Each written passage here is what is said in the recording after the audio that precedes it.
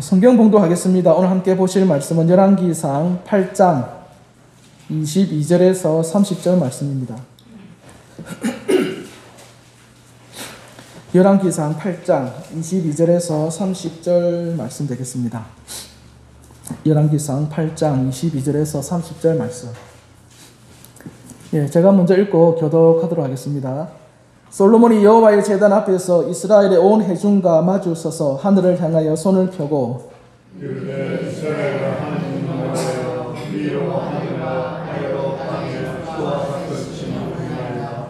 주께서 마음으로 주의 앞에서 향한 충성들에게 은혜를 지키시고 은혜를 베푸시나이다. 주께서 주의 종 내 아버지 다윗에게 하신 말씀을 지키사 주의 입으로 말씀하신 것을 손으로 이루시니 오늘과 같으니이다. 이스라엘의 하나님을 위하여 주께서 주의 종 내 아버지 다윗에게 말씀하시기를 내 자손이 자기 길을 상하네 내가 내 앞에서 행한 것 같이 내 앞에서 행하며 내게서 나서 이스라엘 가문의 한결 사람이 내 앞에서 끊어지지 아니하려 하셨사오니 이제 다윗을 위하여 그와 말씀을 지키시옵소서. 그런즉 이스라엘의 하나님이여 원하건대 주는 주의 종 내 아버지 다윗에게 하신 말씀이 확실하게 하옵소서. 하나님이 참으로 땅에 거하시니까 하늘과 하늘에 주를 건너가지 못하거늘 하물며 내가 건축한 이 성전이었다. 그러나 내 하나님 여호와여 주의 종의 기도와 간구를 돌아보시며 이 종이 오늘 주 앞에서 부르짖음과 비는 기도를 들으시옵소서. 주께서 전에 말씀하시기를 내 이름이 거기 있으리라 하신 곳이 이 성전을 향하여 주의 눈이 향하여 보시며 주의 종이 이곳을 향하여 비는 기도를 들으시옵소서. 같이 읽겠습니다. 주의 종과 주의 백성 이스라엘이 이곳을 향하여 기도할 때에 주는 그 간구함을 들으시되 주께서 계신 곳 하늘에서 들으시고 들으시사 사하여 주옵소서. 아멘. 우리 앞뒤 좌우로 한번 인사 나누도록 하겠습니다. 잘 오셨습니다. 한 번 더 인사 나누도록 할까요? 하나님은 당신을 사랑하십니다.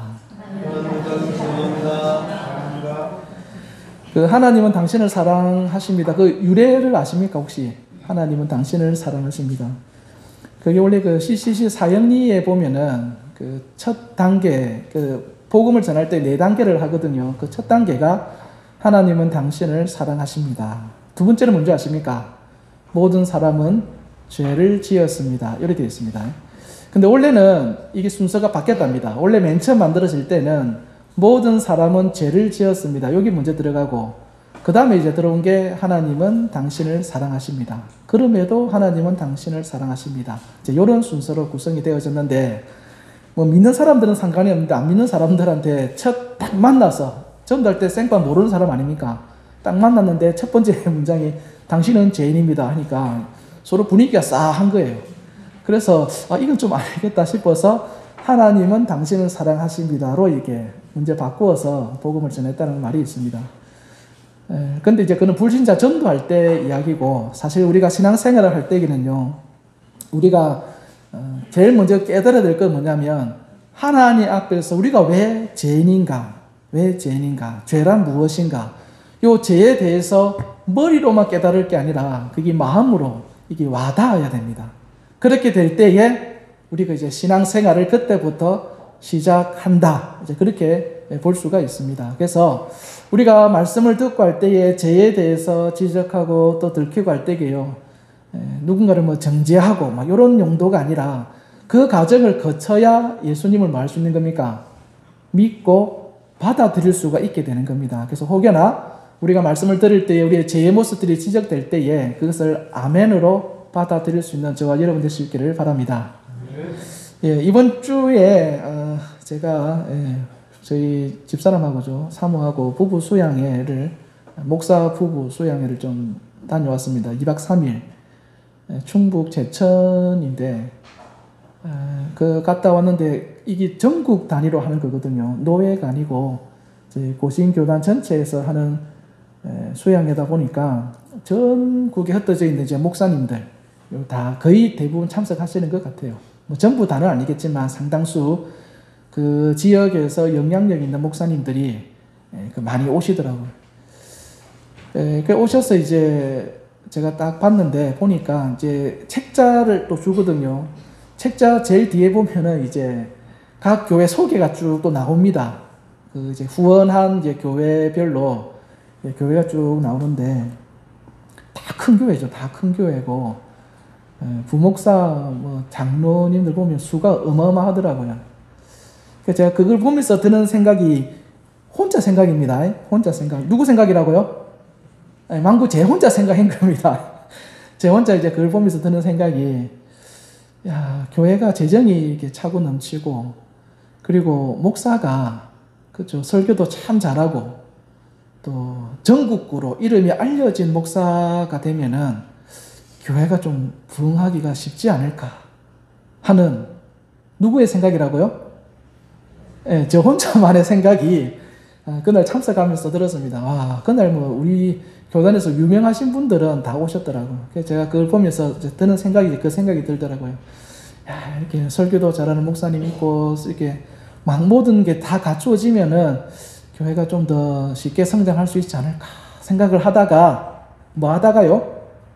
혼자 생각을 하다가 오늘 말씀을 제가 접하게 되었습니다. 오늘 말씀을. 오늘 말씀이 어떤 말씀이냐면은 제가 혼자 생각했던 그런 환상을 확실하게 깨워주는 말씀이더라고요. 그런 환상을 깨워주는 말씀. 왜 그러니까 오늘 한번 살펴보도록 하겠습니다. 오늘 본문은 솔로몬 시대에 이제 성전이 다 건축이 되었습니다. 성전이 다 건축이 되고 그 성전에서 이제 하나님 앞에 기도하는 내용인데, 우리 혹시 이 솔로몬을 모르시는 분들이 계실 것 같아서 제가 잠시 말씀을 드리겠습니다. 이 솔로몬 시대에 이스라엘은요, 가장 강성해지는 시대입니다. 강성해지는 시대. 그래서 아까 제가 말씀을 드렸던 것처럼 이스라엘도 하나의 나라이지만 오늘 우리의 입장으로 보면 하나의 또 교회 아니겠습니까? 하나님이 세우신 교회인데, 이 이스라엘은 솔로몬 시대에 재정이요, 차고 넘쳤습니다. 진짜 재정이 차고 넘치고, 또 솔로몬이라고 하는 그 지혜 때문에, 이 왕이 가지고 있는 지혜 때문에요, 전 세계의 사람들이 이 솔로몬 한번 만나보려고요, 양손에, 진짜 양손에 금과 은으로 가득 채우고요, 솔로몬 한번 만나기 위해서 줄을 서야 했던 그런 시대였습니다. 그 세계적인 부호 중에 워런 버핏이라는 사람이 있잖아요. 워런 버핏이라는 분이 계시는데, 이분이 1년에 한 번씩 하는 것 같아요. 1년에 한 번씩인가? 1년에 한 번씩 하여튼 점심 식사를 한 끼 하는 어떤 그런 자리를 만듭니다. 일반인들하고 식사를. 일반인 딱 한 명. 그거를 이제 경매에 붙이죠. 그래서 가장 이제 높은 값을 지불하는 사람과 이제 함께 식사를 하는 거예요. 점심 식사를. 그 하는데 그때 최고로 그 경매가로 나온 게 얼마인 줄 아십니까? 저 깜짝 놀랐는데 246억이 나왔어요. 한 번 식사하는데 246억, 대략 한 250억이죠. 그러니까 이분하고 한번 식사를 하려고 하면은 250억을 들고 가야 되는 거예요. 그런데도 사람들이 계속 그 사람을 만나려고 합니다. 왜 그렇겠습니까? 한번 만나면은 그 정도의 가치를 얻어낼 수 있으니까 그렇게 하려고 하는 거 아니겠습니까? 그런데 솔로몬은요, 그런 사람들이 그 이상 250억 비교 안 됩니다. 그보다 더 많은 금과 은을 싸매어 들고요, 이 솔로몬을 만나려고 많은 사람들이 줄지어 있는 거죠. 대표적인 사람이 누구냐 하면은 스바의 여왕입니다. 스바의 여왕. 한번 만나기 위해서요, 엄청나게 많은 금과 보석, 쥐화들 들고 솔로몬을 찾아가기도 합니다. 그 외에도 두루왕 히람 같은 경우는요, 솔로몬이 성전을 건축한다 하니까 온갖 자재들을 다 갖다 주거든요. 우리나라에 나는 좋은 나무 있다, 다 갖다 쓰라고 다 그냥 제공을 해줘요. 해주니까 솔로몬이 그것에 대한 감사의 표시로 뭐 일단 돈은 지불해야 안 되겠습니까? 그래서 성을 이렇게 몇 개를 이렇게 히람에게 갖다 바칩니다. 이거 당신 쓰라고. 근데 히람이요, 딱 보니까 그 성이 자기 눈에 성이 안 차는 거예요. 야, 솔로몬 너무한데 나한테 이런 성을 줘? 이렇게 별 쓸모없는 그런 마음이 들었어요. 들었는데도 불구하고요, 이 히람이 나 이거 안 받아. 니 내 호의를 이렇게 갚냐? 이렇게 야단치는 것도 아니고요. 어떻게 하냐니까 열왕기상 9장 10절인데 한번 볼까요? 열왕기상 9장 10절. 열왕기상 9장 14절이네요. 열왕기상 9장 14절에 뭐라고 되어 있냐면 찾으셨습니까? 히람이 그것에 대해서 불평하는 게 아니라 뭐라고 하냐면 뭐라고 되어 있습니까? 히람이 금 120달란트를 뭐 했다고요? 솔로몬한테 보내드려요. 불평을 해야 되는데 불평 안 하고 보내는 거예요. 왜냐? 그거 갖고 불평하는 것보다는 차라리 그의 마음을 얻는 것이 히람에게 뭐 한 겁니까? 더 큰 유익이 되더라. 그만큼요, 이 솔로몬은 그 시대 사람들에 있어서 뭐 우리식으로 얘기하면 인사라고 해야 될까요? 굉장히 유명하고 살아생전에 한 번쯤은 꼭 만나봐야 될 그런 인물, 현자, 뭐 그런 식으로 이 솔로몬이 비춰졌던 사람이었습니다. 그러면 어떻습니까? 아까 제가 맨 처음에 생각했던 것처럼 재정도 뭐 차고 넘쳐, 재정도 뭐 무역을 해서 벌어들이는 수입보다 자기를 만나려고 금 싸들고 오는 사람들이 있잖아요. 그것만 가지고도 이스라엘이 운영될 정도로 엄청나게 많은 제한을 받아들이지 않습니까? 그러니까 그렇게 재정도 넉넉하지. 그리고 왕은 굉장히 또 지혜롭지. 지혜로울 뿐만 아니라 이스라엘이 아니죠. 그 당시 전 세계에서 가장 유명한 그 솔로몬의 말 한마디를 듣기 위해서 사람들이 그렇게 예쓰는 그의 말이라고 하면 모두가 다 경청하고 순복할 정도의 지혜를 가진 그런 통솔력을 가진 사람, 그런 사람이 솔로몬이니까 이제 이스라엘은 어떻게 되겠습니까? 뭐 잘 될 수밖에 없는 거죠. 우리가 생각할 땐 그렇죠. 뭐 모든 것이 다 갖추어져 있으니까 뭐 이 정도면은 이스라엘은 부흥하고 성장할 것이다. 이제 우리가 이렇게 생각할 수가 있는데, 근데 오늘 본문에서는 그렇지가 않더라는 거예요. 오늘 본문에서는. 아까도 잠시 말씀을 드렸습니다만 오늘 본문은요, 성전을 완공하고 난 다음에 솔로몬이 하나님 앞에 기도하는 내용을 담고 있거든요. 근데 이 기도에 조금 자세히 보면은요, 이상한 내용이 있어요. 이상한 내용. 어떤 내용이냐? 24절입니다. 오늘 본문 24절. 한번 같이 읽어볼까요? 찾으셨습니까? 24절. 같이 한번 읽어보겠습니다. 시작. 주의 종 내 아버지 다윗에게 하신 말씀을 지키사 주의 말씀하신 손으로 이루신 것과 같으니라. 솔로몬이 하나님 앞에 성전에서 이제 기도를 하는데 뭐라고 기도를 하느냐? 여기 보면은 내 아버지 다윗에게 하신 말씀이라고 되어 있잖아요. 이게 뭐냐면 다윗과 맺은 하나님의 언약을 이야기를 합니다. 다윗과 맺은 하나님의 언약. 저하고 같이 갑니다. 같이 갑니다. 머릿속에 딴 생각하시면 안 돼요. 다윗과 맺은 언약을 이야기해요. 그래서 다윗과 맺은, 내 아버지하고 맺은 언약을 누구 시대에 이룬다라는 겁니까? 솔로몬. 지금 내 시대에 이루어지고 있습니다.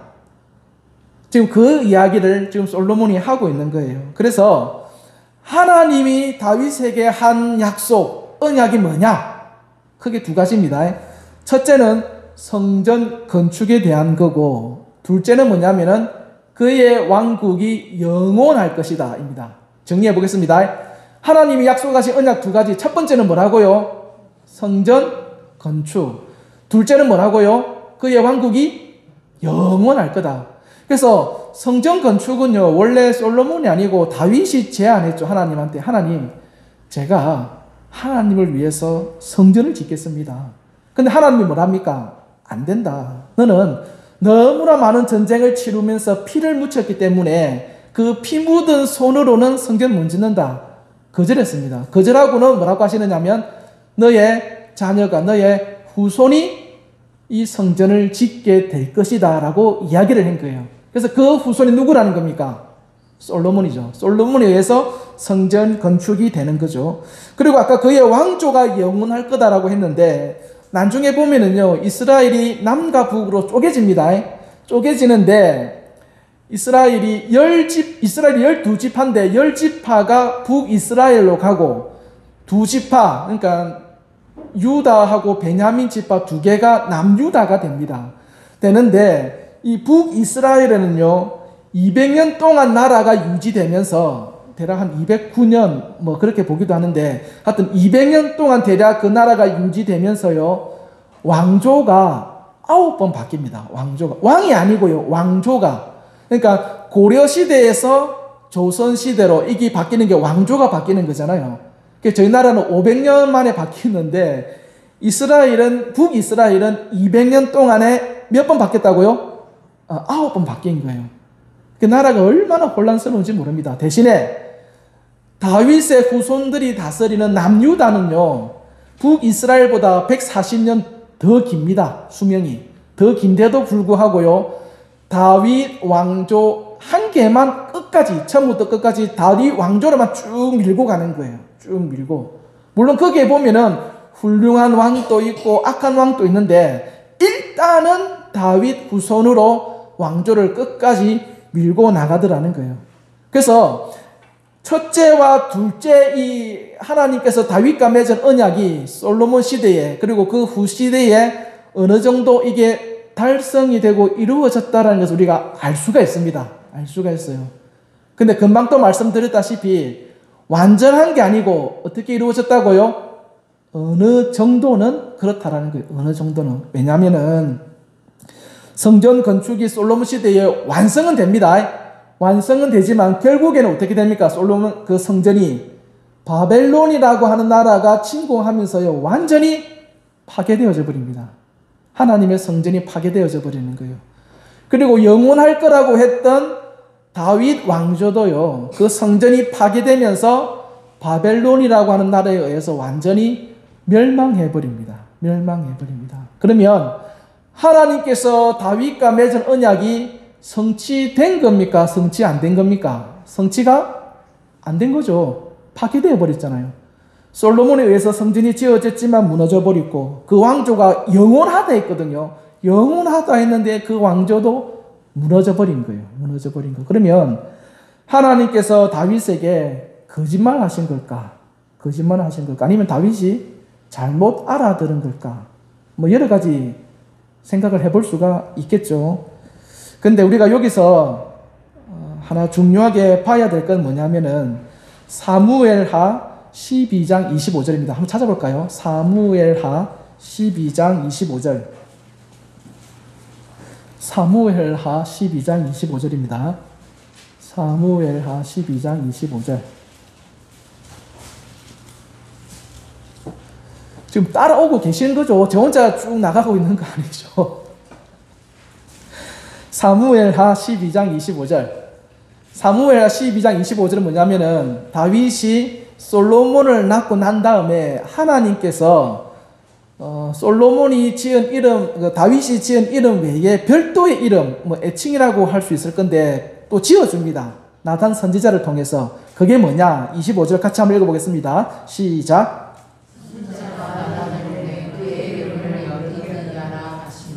이는 여호와께서 사랑하셨기 때문이더라. 아멘. 솔로몬의 또 다른 이름이 뭡니까? 하나님이 직접 지어주신 이름. 여디디야. 뜻은 뭐라고요? 하나님께서 그를 사랑하신다. 원어 사전에 보면은 하나님께서 가장 사랑하시는 자. 그게 여디디야. 솔로몬의 또 다른 하나님께서 지어주신 이름이 됩니다. 그런데 성경에는요, 이 여디디야라는 이름을 가지고 있는 사람이 또 있습니다. 그게 누구냐 하면은 우리 이거는 마태복음 3장을 볼게요. 마태복음 3장 17절. 마태복음 3장 17절. 신약 성경입니다. 마태복음 3장 17절. 한번 같이 찾아보겠습니다.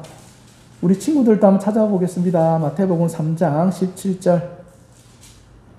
네, 찾았습니까? 마태복음 3장 17절은 어떤 내용이냐면은 예수님께서 세례 요한에게 세례를 받으시고 물세례입니다. 물세례니까 물에 축 빠주는 거죠. 빠주고 올라오실 때에 하나님께서 예수님에 대해서 하신 말씀이에요. 뭐라고 하시는가? 같이 한번 읽어보겠습니다. 시작. 하늘로부터 소리가 있어 말씀하시되 이는 내 사랑하는 아들이요 내 기뻐하는 자라 하시니라. 뭐라고 합니까? 예수님을 내 사랑하는 아들, 내 기뻐하는 자. 이게 뭡니까? 솔로몬의 이름인 여디디아가 됩니다. 여디디아. 그러니까 하나님께서 다윗에게 약속하신 그 언약은요, 솔로몬이 아니고 누구를 통해서 이루어진다라는 거예요? 여디디아 대신 예수님을 통해서 그 언약이 성취가 되더라는 겁니다. 그래서 예수님을 통해서 완전한 성전과 영원한 하나님의 나라가 이 땅에 세워진다. 그것을 하나님께서 다윗과 맺은 언약 속에 나와 있더라는 거예요. 솔로몬이라고 하는 것은 뭐냐면은 그 예수님을 통해서 이루어질 일들에 대해서 예표로서 미리 한번 보여주신 것이지 실체는 아닙니다. 그것을 통해서 결국 하나님께서 말씀하시려고 하는 것은 뭐냐면은 그 다윗과 맺은 언약의 완성이 예수님 안에서 성취될 것이다. 입니다. 성취될 것이다.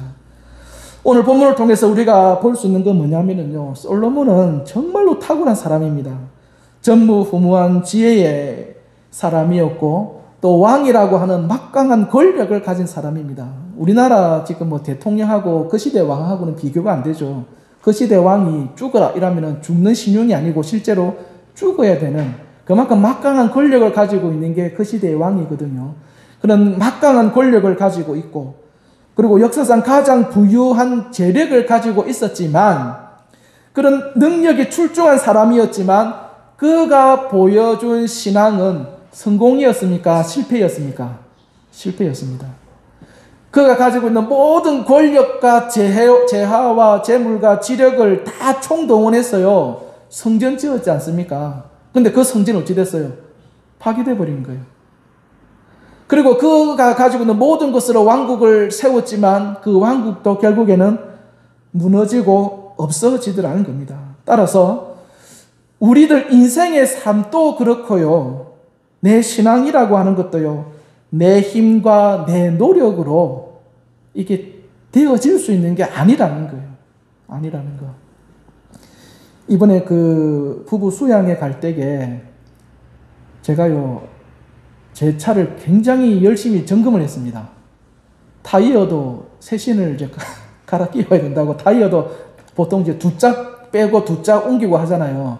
아니다. 내 짝 그냥 다 바꾸자. 내 짝 바꿔버리고요. 혹시 모르니까 오일도 그냥 교환하자 해서 오일도 싹 바꿔버리고요. 또 세차도 했습니다. 세차. 기쁜 마음으로 가자. 세차도 싹 해버리고요. 그 다음에 혹시나 해서 차 점검 그거 다 받았어요. 이상이 있는지 없는지. 다 오케이 됐어요. 다 오케이. 야, 이제는 세차 같이 편안하게 아무 사고 없이 갈 수 있겠다. 만사 다 준비됐다 하고 출발하려고 했는데 갑자기 빨간색 불이 탁 떠버리더라고. 빨간색 불. 처음 보는 거예요. 처음 보는 거. 이게 뭔가 싶어서 끌고 가니까 뭐 차의 어떤 중요 부위에 뭐 고장 어쩌고 얘기를 하더라고요. 그래가지고 그때가 이제 토요일이거든요. 이거 수리가 되겠냐니까 지금 우리 퇴근해야 되기 때문에 이거 오래 걸려서 안 된다고. 그럼 혹시 월요일 날 2시까지 되겠냐니까 어림도 없다고. 그래서 그 차 제가 못 탔어요. 못 타고 제 동생 차 어떻게 빌려서 가는데 그 차가 이 방송은 참 겁난데 이 녹화되죠. 그렇게 더러워요. 차가 이게 아반떼인데 공사할 때 자기가 그냥 트럭 아니 그거를 끌고 와서 공사하는 거예요. 그러니까 트렁크를 열어보면은 페인트 통으로 막 엉망진창이고 차를 20년 탔는데 7만 탔습니다. 7만. 그러니까 차를 방치해 놓은 거죠. 그래가지고 어쩔 수 없이 이제 물론 이제 빌려줘서 고맙죠. 고마운데 그 방송 보고 있을까 싶어가지고 그 차를 이제 전혀 생각을 못 한 거죠. 그래서 제가 그걸 끌고 가면서 느낀 게, 야, 이거 하나도 내 생각대로, 내 뜻대로 안 되는구나. 사람이라는 게 그런 것 같아요.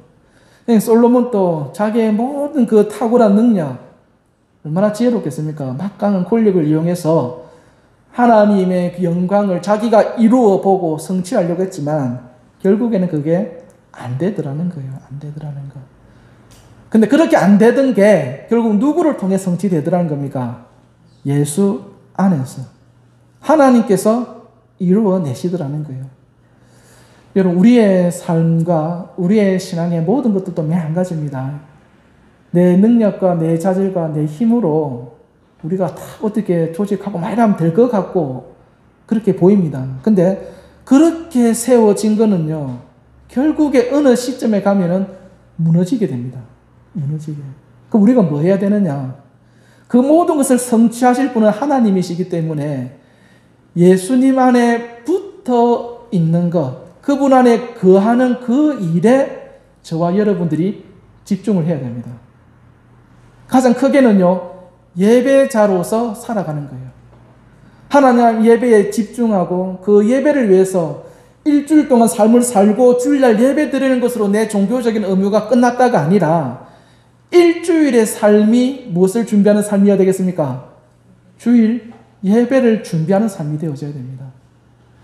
일주일 동안 우리가 말씀을 지키려고 살다 보면은요, 굉장히 우리가 실패하고 쓰러지고 좌절하고 마음에 상처, 손해보는 것들이 많이 있다고요. 그러니까 그런 아픔들을 가지고 어디에 오는 겁니까? 이 예배 자리에 오는 거예요. 그리고 하나님은 그런 상한 마음을 우리가 오늘 이렇게 예물로서 드리지만 그것보다 더 하나님께서 그것을 하나님이 기뻐 받으시는 예물로 받아주시는 거예요. 그런 상한 마음들을요. 그러니까 우리가 일주일의 삶은요, 일주일 삶 따로, 주일 예배 따로가 아니고 그때의 마음이 하나님 앞에 드리는 뭐가 되는 겁니까? 제물이 되더라는 겁니다. 그래서 우리가 일주일 사는 삶은요, 이 주일 예배를 위한 삶이 되어져야 됩니다. 그렇게 우리가 집중하고 살게 되는 것, 어떻게 하든지 예수님 안에 붙들려 살기 위해서 애쓰고 하는 것이 저와 여러분들이 힘써야 되는 신앙의 모습입니다. 그러면은요, 하나님께서 우리 각자에게 맞게끔 우리의 삶과 신앙과 교회의 모든 모습들을 회복시켜 주시더라는 겁니다.